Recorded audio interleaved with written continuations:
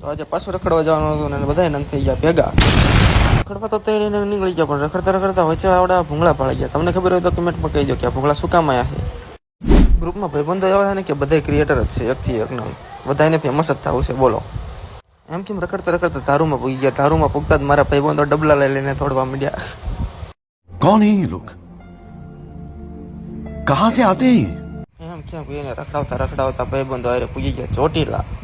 ચોટીલા પૂગતા જ ભાઈબંધી દુકાને આપણે કરી નાખ્યો રાજ, દુકાન કરી નાખી આપણી. ત્યારબાદ ત્યાંથી નીકળીને આવી ગયા બીજા ભાઈબંધી દુકાને. ત્યાં પણ આપણે જો જેમ કેમ ઘરની દુકાન હોય એમ ઉતાર્યા ને બધા, એવું કઈ કાંઈ નહીં. બોલો ત્યાંથી બધા ભાઈબંધ કંટાળ્યા એટલે ત્યાંથી પણ ભાગ્યા અને નીકળી ગયા પાછા બધા રખડવા. જોયું છે કેમ ક્યાં ગાડી જાય છે, બહુ નક્કી તો હોય નહીં આપણું.